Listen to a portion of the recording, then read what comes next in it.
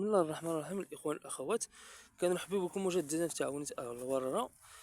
بالنسبه للاخوان، بغيت نهضر على واحد الموضوع اللي هو منتشر في الفيديوهات اللي كتهضر خصوصا على الازوله وعدس الماء ولي فاريتي ديال الازوله، وكنظن باللي يعني مهم نهضروا عليه في هذا الفيديو ان شاء الله، اللي هو يعني عدس الماء والازوله. واش عدس الماء كيأثر على الازوله ولا لا؟ هذيك الاخوان هي نظريه ما صحيحاش.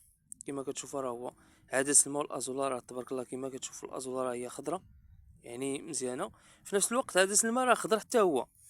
وهو النموذج قدامكم، اللهم بارك. الازوله اللي كتشوفوها راه تبارك الله كبيره، وفي نفس الوقت هو عدس الماء حتى هو يعني في نفس الحوض، كاين في التحت والازوله خدامه في الفوق.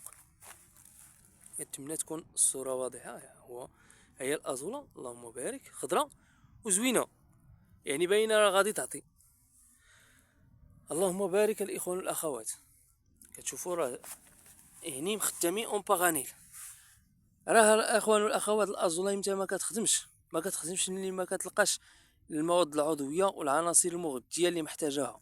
ديك الساعات راه يعني بحال قلتي كتراجع في الانتاجيه. وعدس الماء راه كيخدم، حيت نورمالمون عدس الماء راه كيخدم لك في اي ماء وفي اي ظرفيه وما عنده حتى مشكل.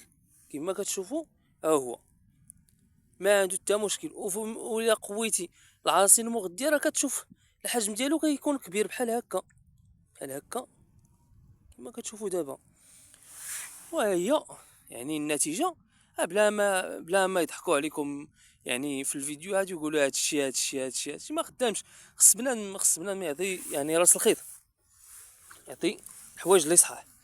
ماشي حيت كاينين الناس دابا راه كيجي كيقول لي كيبكي عليا وكيقول لي راه الازولا راه دارت ما دارتش، راه ما خداماش، راه عدس الماء، راه دوك الافكار كاملين ما عندنا ما نديرو بهم. وما عنديش عليا شي واحد اللي بزاف فيه الطبوحيت وكيبكي. صراحه ما كذبش عليكم، اللي بوحاطي وكيبكي ما عندي ما ندير به، حيت عارف ما عيان وما غايدير والو في حياته. ها هو الازولا وعدس الماء. شوف الازولا تبارك الله، شوف عدس الماء مخلط بها، يعني راه كيخدموا اون باغانيل، ما عندنا حتى مشكل. وما يجيش بنادم يتباكى عليا، هما خدامين. والاحوط راه النتيجه باينه. هادشي راه ديما ما محتاجش نقولها الاخوان والاخوات.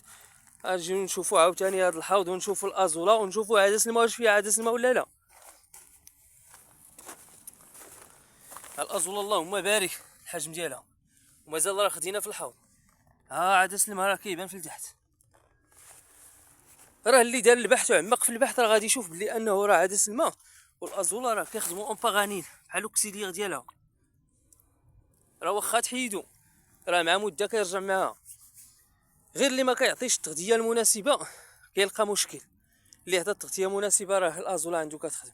في نفس الوقت خصك تخدم بهاد الشروط، يكون الباش مثلا بحال هكا والتغذيه المناسبه، ومثلا يعني دور عليها باش ما يطيحش فيها شي حاجه. هذا ما كان الاخوان والاخوات، اللهم يسر ولا تعسر، ونتمنى لكم التيسير. وان شاء الله اللي عنده شي تساؤل مرحبا به.